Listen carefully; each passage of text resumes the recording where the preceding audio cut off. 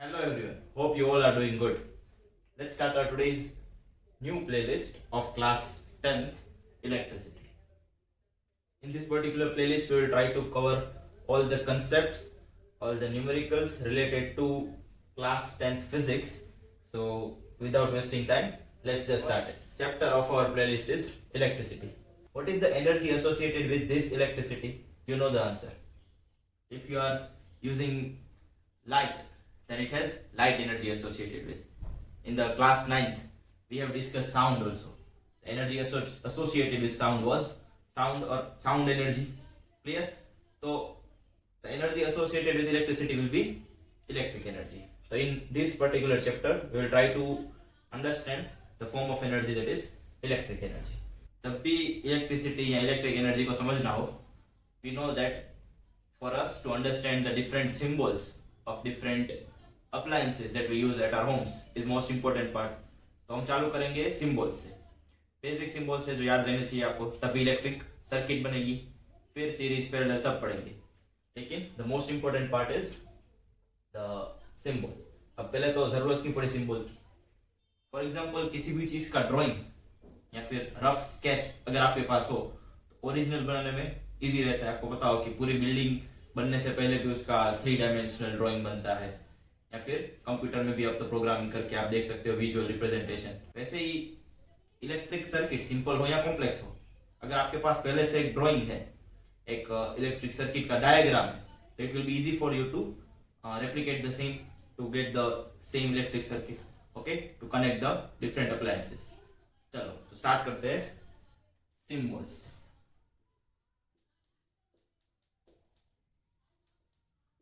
अब ये सिंबल्स रहेंगे स्टैंडर्ड, अपने आप से आपको कोई और सिंबल नहीं बनाना है. चालू करते हैं सेल से. सेल देखा होगा आपने. ओके, तो सेल में क्या होता है, एक पॉजिटिव और एक नेगेटिव. लेकिन यहाँ पे सेल का डायग्राम कैसा होगा, देखो आप. हम पॉजिटिव और नेगेटिव को रिप्रेजेंट करेंगे two different lines of different you can say length. बड़ी वाली जो लेंथ है दैट इज पॉजिटिव टर्मिनल, छोटी वाली नेगेटिव. सेकेंड है. अभी यही सेल को, ये पहला सेल है, फिर दूसरा, तीसरा, ऐसे बहुत सारे सेल्स को कंबाइन कर दो, what I will get? Battery. Battery is also called as combination of cell.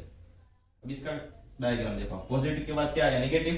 तो नेगेटिव के बाद क्या आना चाहिए, again positive negative, positive negative, positive negative. जितने लगाने उतने सेल्स यू कैन कंबाइन. तो यही कॉम्बिनेशन ऑफ सेल को कहा जाता है बैटरी. सेल देखा होगा आपने, छोटा सा होता है, लेकिन बैटरी जो आप देखते हो वो 9 वोल्ट वाली थोड़ी बड़ी होती है उससे, because it is the combination of cell. Third ले लेते हैं, बल्ब ले लेते हैं. चलो, what is the symbol of bulb? इस तरह का सिंबल है, that is your bulb. Now switch. Switch में भी दो केस बनेंगे, एक तो ऑन और एक ऑफ. ऑन को और क्या कहा जाता है, क्लोज्ड स्विच, और इसको कहा जाता है ओपन स्विच, या फिर की भी कह सकते हो, प्लग की भी कहा जाता है इसे. अब चलो, क्लोज मतलब क्या हुआ, स्विच इज ऑन. ऑफ मतलब क्या हुआ, स्विच इज ऑफ. मतलब सर्किट के बारे में दिया गया है. ये नहीं देखना है आपको कि क्लोज मतलब करंट नहीं जाएगा, नहीं. क्लोज है तभी करंट जाएगा, बिकॉज क्लोज मीन्स ऑन. पर समझो, क्लोज सर्किट मतलब क्या हुआ, कि कोई भी सर्किट क्या है, कंप्लीट. आपको पता हो कि कहीं पे भी अगर वायर टूटा हुआ हो तो करंट पर्टिकुलर अप्लायंस तक नहीं पहुंचेगा. मतलब अगर करंट अप्लायंस तक नहीं पहुंच रहा है तो उसके लिए तो क्या है, करंट. स्विच क्या है, ऑफ. स्विच ऑफ है मतलब कहीं ना कहीं सर्किट क्या है, ओपन. और स्विच ऑन है मतलब सर्किट क्या होगा, क्लोज. ये सर्किट क्लोज होगा तभी करंट फ्लो करेगा, ओपन होगा तो करंट फ्लो नहीं करेगा. दैट्स व्हाई ऑफ में करंट फ्लो नहीं करता है, ऑन में करता है. See the diagram.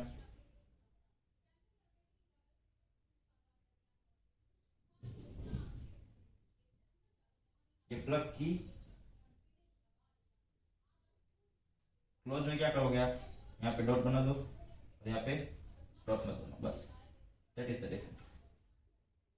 इसको you can also called as plug key. Clear? आ जाते हैं नंबर 5, रजिस्टर।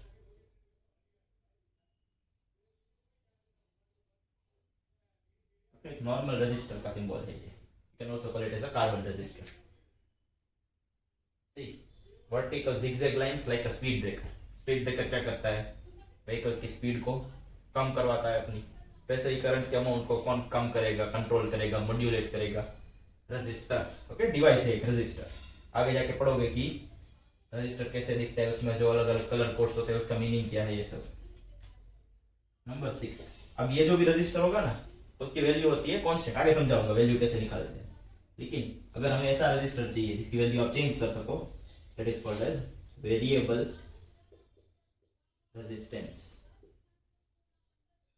और एक दूसरा है डिवाइस, इसका भी काम सेम है, रियोस्टेट। वेरिएबल रेजिस्टेंस क्या है? रजिस्टर बनाओ, एरो बना दो, मतलब ये रजिस्टर की वैल्यू आप चेंज कर सकते हो। इसमें जो भी वैल्यू होगी वो क्या होगी? Fix, constant. वैल्यू चेंज नहीं कर सकते। नॉर्मल रजिस्टर अगर वैल्यू चेंज करो तो या तो वेरिएबल रेजिस्टेंस होगा इस टाइप का, या फिर रियोस्टेट, विच मींस ये रेजिस्टेंस बनाया, अब ऊपर से एक एरो बना दो। These are the important symbols that you will use to draw an electric circuit.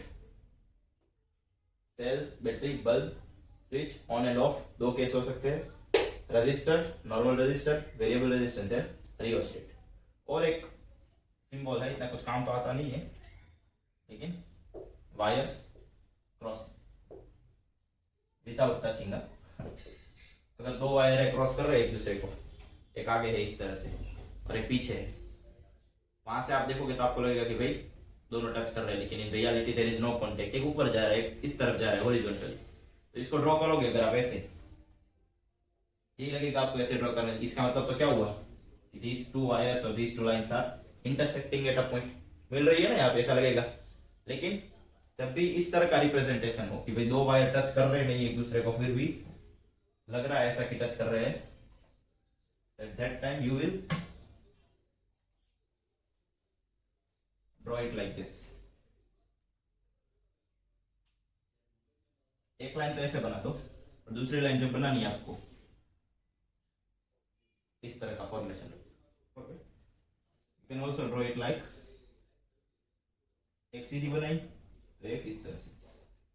Both are correct. दोनों का मतलब क्या है कि दोनों वायर एक दूसरे को टच नहीं कर रहे।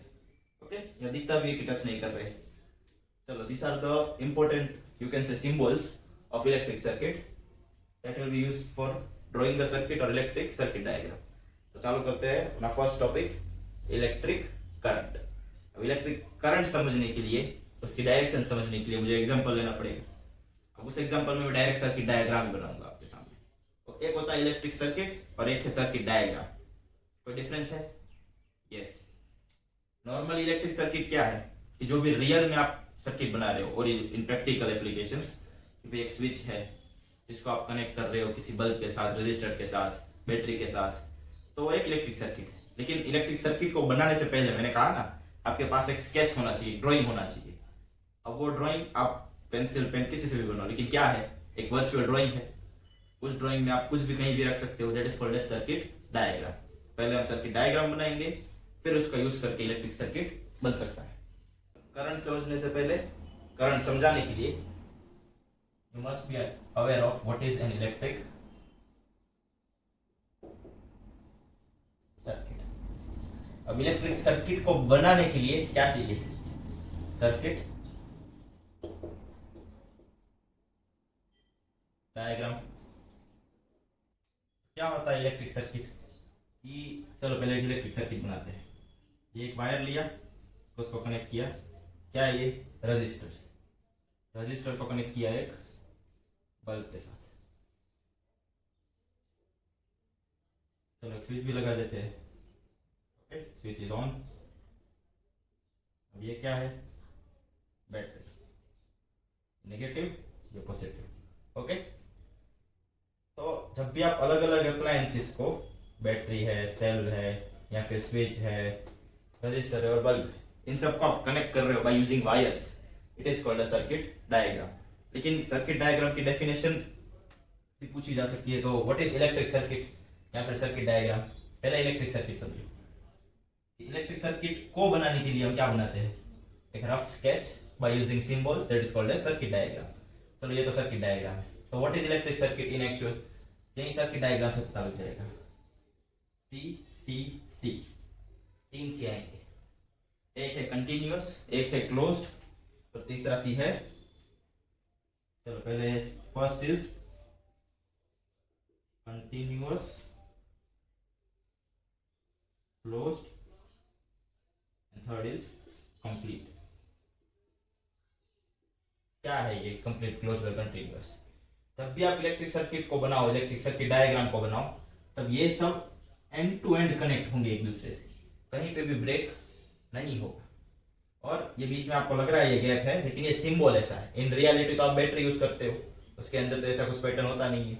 ओके, ये सब क्या है, डायग्राम जो हमने बनाया है चीजों को आसान बनाने के लिए। बीच में कोई गैप नहीं है, कोई ब्रेक नहीं है, डिसकंटिन्यूटी नहीं है। That's why it is called as a continuous circuit.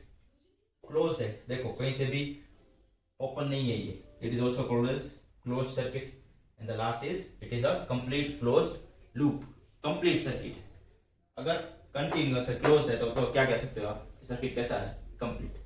तो how you define electric circuit, so it is nothing but the combination of or connection of different appliances which forms a continuous or you can say complete and closed loop. अब ये loop कैसा है, complete, closed, continuous, मतलब कहीं से भी break नहीं है। अगर करंट फ्लो करा, डायरेक्शन बाद में देखेंगे, लेकिन अगर करंट फ्लो करेगा तो जहां से भी स्टार्ट करेगा वहीं पे वापस पहुंचेगा, फिर वापस इस तरह से फ्लो करता रहेगा। ठीक है, कोई भी इसमें कंटिन्यूटी ब्रेक नहीं होगी। That's how we will define electric circuit. चलो अब सेकंड इंपॉर्टेंट टर्म है इलेक्ट्रिक करंट को समझना।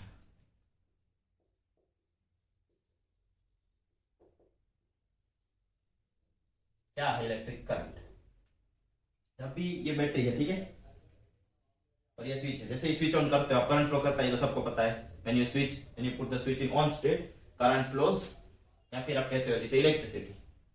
लेकिन what is the direction of electric current. चलो दो चॉइस देता हूं मैं आपको, क्या उसे मैं पॉजिटिव टर्मिनल से नेगेटिव टर्मिनल कहूं या नेगेटिव से पॉजिटिव टर्मिनल कहूं। Okay, so let me tell you the direction of current is the direction of electric current। दूसरे भी तो करंट होता है, जैसे वाटर करंट, तभी स्पेसिफाई करना पड़ता है इलेक्ट्रिक करंट की बात हो रही है। पॉजिटिव टू नेगेटिव क्या, टर्मिनल ऑफ बैटरी। ओके, सिर्फ पॉजिटिव टू नेगेटिव नहीं बोलना है, positive to negative terminal of battery. अगर पॉजिटिव टू नेगेटिव है तो ये पॉजिटिव से ऐसे बाहर निकलेगा और नेगेटिव में अंदर चला जाएगा। अब जब भी हम डेफिनेशन या फिर फॉर्मूला लिखते हैं, चलो इलेक्ट्रिक करंट का सिंबल क्या है, आई। यहां पे मैं क्या लिखूंगा, I current is flowing in the circuit. Okay, symbol है करंट का। तो आई को डिफाइन किया जाता है चार्ज पर यूनिट टाइम। अब चलो ये कैसे आई फॉर्मूला। करंट क्या है कि जब भी चार्ज टाइम के साथ फ्लो कर रहा है उसको क्या कहा जाता है, करंट। तो चार्ज क्या है समझो,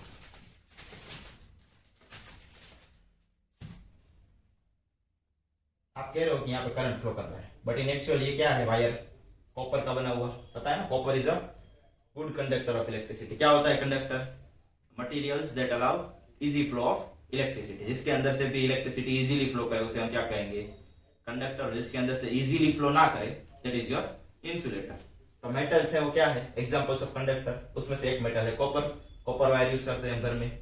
अब मेटल की एक स्पेशल चीज क्या है कि मेटल के अंदर क्या होते हैं, बहुत सारे फ्री इलेक्ट्रॉन्स। इतना गैप नहीं होगा, बहुत सारे होते हैं free electrons, in thousand lakhs. जहां जहां भी कॉपर वायर होगा उतने ज्यादा फ्री इलेक्ट्रॉन्स होंगे। इतने नहीं होते, बहुत ज्यादा होते, ठीक है। अब ये क्या है, नेगेटिव टर्मिनल। इलेक्ट्रॉन पे चार्ज क्या होता है, अगेन नेगेटिव। ये भी नेगेटिव, इलेक्ट्रॉन भी नेगेटिव। ये इलेक्ट्रॉन को ये नेगेटिव टर्मिनल क्या करेगा, रिपल्शन। नेगेटिव नेगेटिव क्या करता है, रिपेल।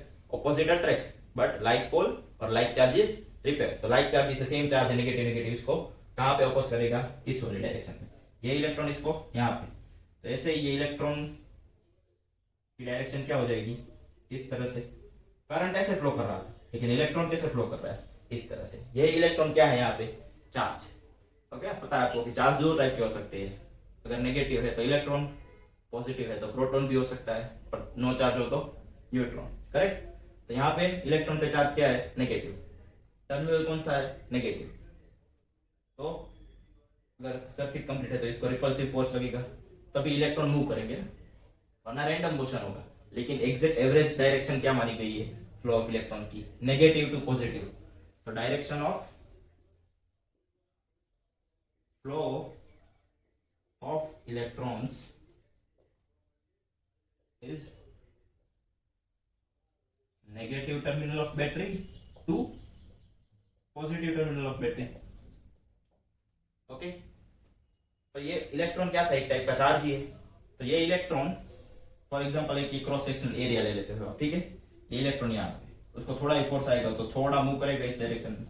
तो इलेक्ट्रॉन को यहाँ से यहाँ ले जाने में, एक चार्ज जो यहाँ से यहाँ ले जा रहा है कुछ टाइम के अंदर मूव करेगा, that is called as current. कि when charge flow through a particular area in a unit time is called current. जब भी चार्ज एक पर्टिकुलर एरिया से फ्लो करता है तो कुछ टाइम लगेगा ना भाई, तो एक सेकेंड में कितना चार्ज फ्लो कर रहा है, इज कॉल्ड करंट। ओके, यहाँ पे आई क्या है, इलेक्ट्रिक करंट। क्यू क्या है, इलेक्ट्रिक चार्ज। और टी क्या है, टाइम, कितने टाइम के अंदर और एक यूनिट टाइम में कितना चार्ज फ्लो कर रहा है। ठीक है, तो ये तो हो गई फॉर्मूला। चलो यहाँ पे डेफिनेशन कह दो आप इलेक्ट्रिक करंट की।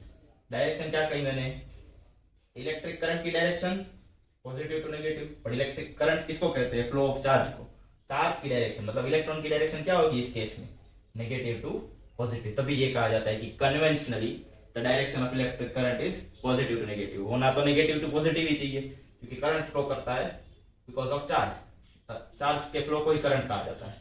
तो चार्ज कौन सा है इस केस में, इलेक्ट्रॉन हो तो नेगेटिव से पॉजिटिव जा रहा है, तो वो भी होनी चाहिए। ठीक है, बट पहले ही मान लिया गया था कि इलेक्ट्रिक करंट की डायरेक्शन क्या है, पॉजिटिव टू नेगेटिव।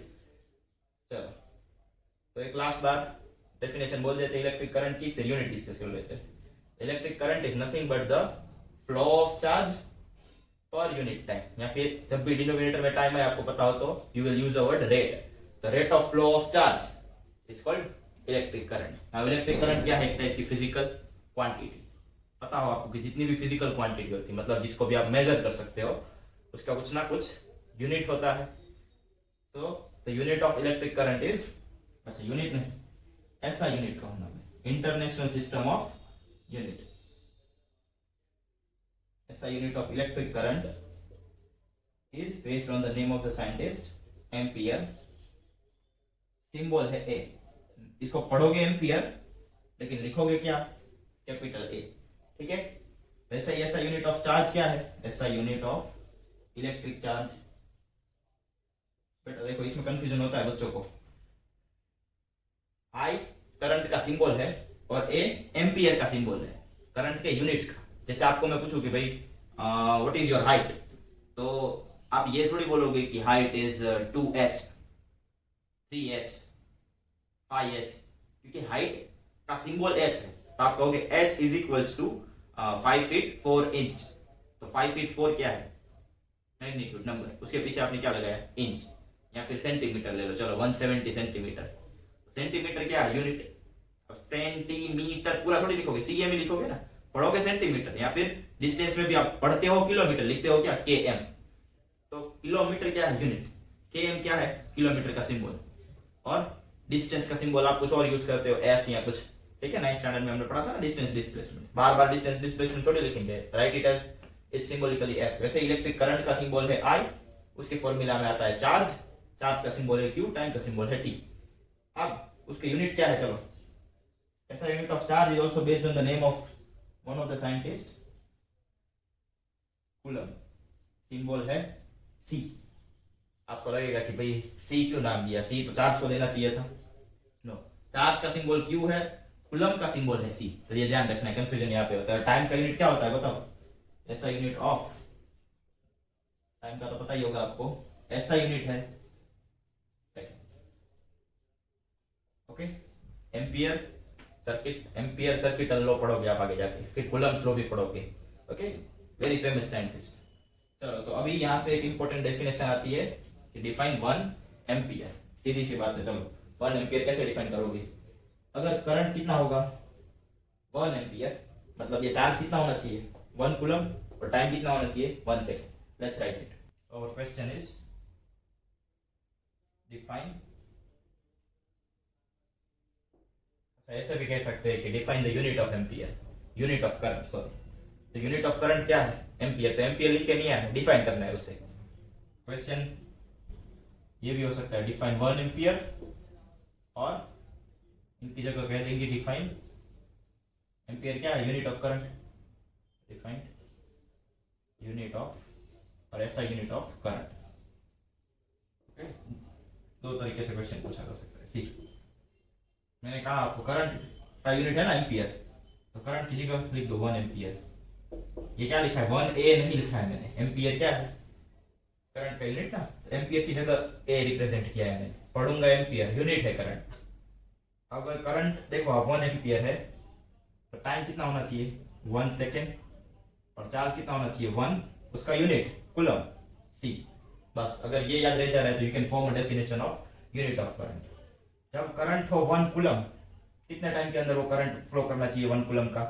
1 सेकेंड के अंदर। अगर 1 सेकेंड में 1 कूलम ऑफ चार्ज फ्लो कर रहा है पर्टिकुलर एरिया से, then it is called as 1 ampere of current. देखोगे कैसे?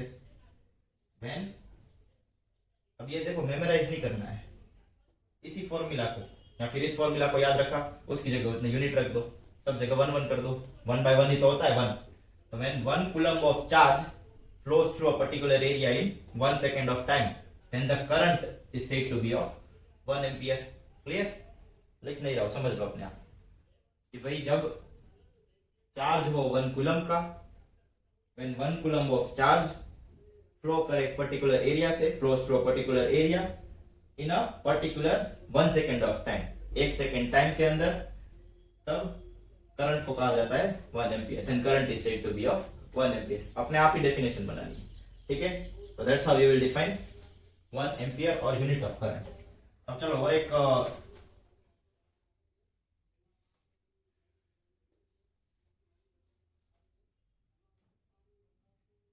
क्वेश्चन बनता है यहाँ पे, भाई what are the other units, what are the other units, basically smaller units. तो यहाँ पे तो यूनिट के टर्म्स में दिया है, लेकिन अगर मैं आपको पूछूं कि भाई व्हाट इज 1 किलोमीटर, तो आप सीधा कहोगे 1000 मीटर। अगर मैं पूछूं 1 kg, सीधा दिमाग में आएगा 1000 ग्राम। ध्यान से देखो कि जब भी किलो आएगा ना, उसे स्मॉलर यूनिट में कन्वर्ट करोगे तो 1000 आता है। यहाँ पे भी देखो किलो है, 1000 आया। तो क्या मैं किलो की जगह 10⁻³ लिख सकता हूँ? 10⁻³ मीटर या फिर 10⁻³ ग्राम। यस, किलो का मतलब ही क्या है 10⁻³। और जब भी आपको किलोवाट दिखे ना, उसकी जगह आप 10⁻³ यूज कर सकते हो। That basically means 1000। ओके, जितने भी जीरोज है ना 1 के पीछे, उतना पावर लिखना है 10 के ऊपर, टोटल जीरोज। ये नहीं कि 10 को छोड़ दो और उसके पीछे वाले जीरो यूज कर दिए। तो चलो, ये तो हो गया किलो मींस 10⁻³। अब एम्पियर बेसिकली जब मेजर करोगे तब आपको पता चलेगा कि थोड़ा बड़ा यूनिट है। तो अगर बहुत सारा करंट फ्लो कर रहा है तब तो चलो एम्पियर, 2 एम्पियर, 3 एम्पियर, 5 एम्पियर का करंट होगा। लेकिन जब छोटा करंट हो, छोटे चार्जेस फ्लो कर रहे हो, बहुत माइनर चार्ज की वजह से करंट फ्लो कर रहा है, तब वो करंट मिली एम्पियर में भी हो सकता है और माइक्रो एम्पियर में भी हो सकता है। अगर मैं कहूँ 1 मिली एम्पियर, तो जैसे किलो की जगह कैसे आपने याद रखा 10⁻³ होता है, मतलब 10⁻³ को हमने नाम दिया है किलो। वैसे एम क्या है पहले तो मिली, और ये क्या है इस तरह का सिंबल है यू जैसा, that is called as micro. एक होता है मिली, मिली का मतलब है 10⁻³ एम्पियर एज इट इज, और माइक्रो मतलब 10⁻⁻⁶ एम्पियर एज इट इज। अगर यहाँ पे एम्पियर है तो एम्पियर लिखेंगे, मिलीमीटर होता तो मीटर आ जाता। मतलब मिली का ही मतलब क्या है 10⁻⁻3, माइक्रो का ही मतलब क्या है 10⁻⁻⁶। एम्पियर से छोटा मिली एम्पियर, मिली एम्पियर से भी छोटा माइक्रो एम्पियर। देखो 10⁻⁻6 है, नीचे जाएगा तो 10⁻+6, 1/10⁻6 और 1/10⁻3। ओके, डिवाइड में जैसे नंबर बढ़ता है तो ओवरऑल क्वांटिटी क्या होती है, डिक्रीज। 1/10⁻6 ये क्या होगा, और भी छोटा नंबर। तो मिली एम्पियर, माइक्रो एम्पियर, ये आप यूज करोगे। तब आपको यही करना है कि जब भी मिली दिखे ऐसे यूनिट में कन्वर्ट करना पड़ेगा क्वेश्चन सोल्व करते टाइम। तो बस मिली की जगह 10⁻³ रख के फिर आपको क्वेश्चन सोल्व करना है, वैल्यू पुट करनी है। ठीक है, एक क्वेश्चन कर लेते हैं, then after we will complete the video. Question है calculate the number of electrons constituting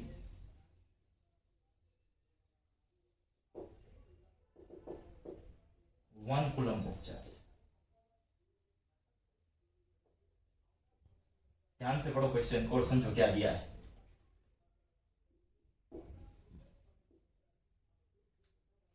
कि भाई कितने इलेक्ट्रॉन्स होंगे 1 कूलम चार्ज में, मतलब चार्ज क्या है 1 कूलम। फाइंड क्या करना है, n मतलब number of electrons. That is the point of interest.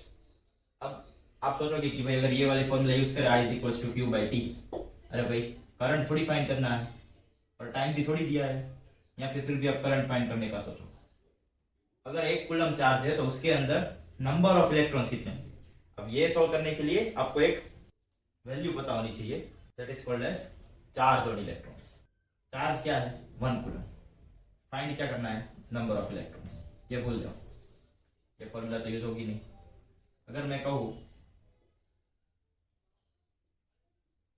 कि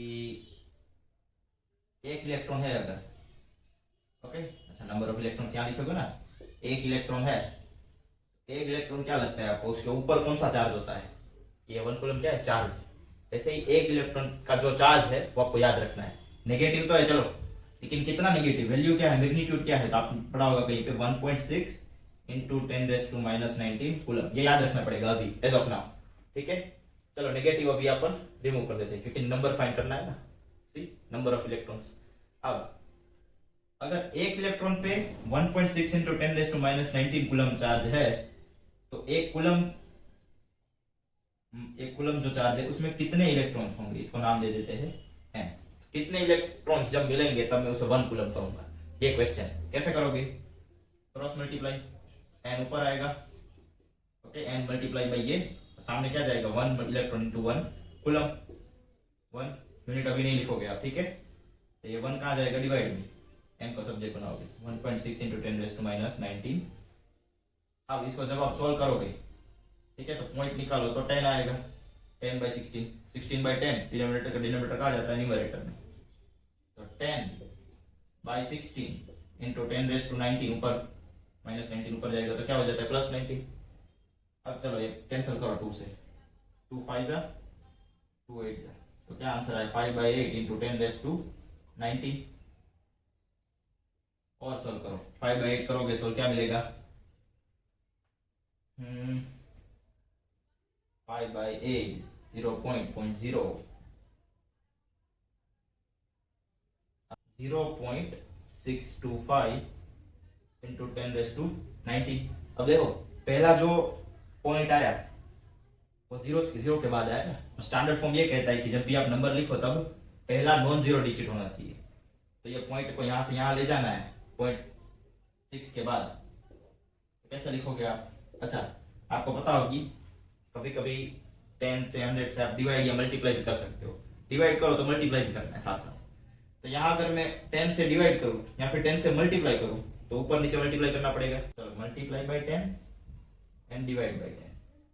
जो मल्टीप्लाई कर रहे हो उसकी वजह से पॉइंट कहाँ जाएगा 6.25 होगा, यहाँ पे पॉइंट आगे चला गया।